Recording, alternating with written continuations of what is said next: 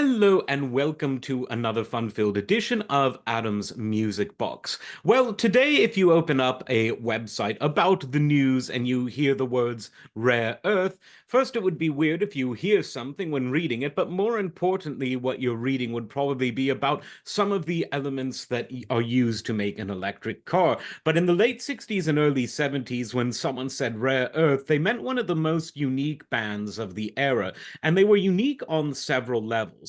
One, although their albums were all really good, this was a band that really was at its best live. In fact, I would say that they are one of the best live bands of all time. And if you don't believe me, check out the footage because luckily there's a lot of it. They performed at the California Jam, one of the best music festivals of all time. This was, of course, televised and sponsored by ABC. So, although really good quality masterings of the footage are touch and go, a lot of, third and fourth generation and second generation tapes are floating around the internet, including most of the set by Rare Earth. And you can see, looking at that, just how exhilarating they are.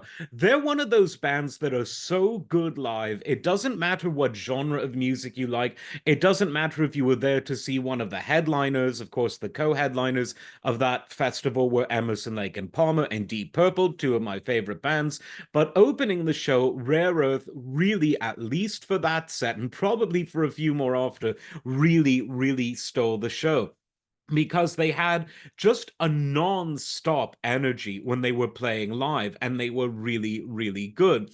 Now, the other thing that makes them unique is that I think they have one of the best, if not the best, singing drummers of all time in Peter Rivera, who you're seeing there. Now, singing and playing the drums is very difficult. In fact, other than a wind instrument where you can't sing and blow into something at the same time, although Ian Anderson of Jethro Tull almost did with his flute, it's difficult because the melody line that you're trying to sing doesn't always go along with the rhythm that you're playing. So you need to have a special kind of mind. But more than that, because it's such a physical instrument that involves the torso, the arms, the legs, it can sometimes shake up the diaphragm, resulting in a type of thing. And there are many great drummers who are also singers. Phil Collins probably being the most well known, along with Don Henley. And while Phil would occasionally play the quieter parts of the drums while singing on most of the songs, he was up in the front of the stage, while the wonderfully talented Chester Thompson would be holding down the rhythm section, whether with Genesis or Phil's solo efforts. Don Henley obviously did a bit of both. Levon Helm of the band is a great one, but there was something extra unique about Peter Rivera because most of the songs of Rare Earth were very up tempo, and he really got into it. A really great drummer, a really great singer. Even if you don't know the name Rare Earth, the minute you hear one of their songs, you hear that voice, you go, ah, I know what this is. I've heard it. And I mean, they've had so many big hits. I Just Want to Celebrate was a big one. Get Ready. The Temptations obviously did a version of that. And there was a full sort of 10-minute version of it that Rare Earth did. So many good songs, including many original songs. You really just need to. I would listen to sort of their first four or five albums, but definitely find them live. They appeared on the Midnight Special quite a few times in the 70s, and luckily they do this thing, and I've mentioned it before, where they release a new entire episode every Friday. And when I say new, I mean about 45 years old, but they're going in sequence. So whenever they would have shown a new episode on television on Friday, boom, they release it on YouTube Live on Friday, and they leave it up so you can see it. So go to their page and search for Rare Earth, and you'll get some really good quality live performance video footage of the band when they were really at their best. Now, they weren't without some controversy, and I don't just mean about a lyric about some of my friends do a little coke not being censored the first time they appeared on the Midnight Special, though on the second time and they played that song, it was. interesting fact. But of course, they were shouted out, not in a positive way, in one of the most prolific, most interesting and wonderful songs of all time. It's really poetry set to music. Gil Scott Heron's "The Revolution Won't Be Televised." And the reason they earned this shout out is they were the first white band with a contract at Motown Records. In the early 70s, Motown was looking to branch out. They were becoming more about people writing their own music, writing their own lyrics, as opposed to the sort of Tin Pan Alley model where songwriters would write and performers would perform.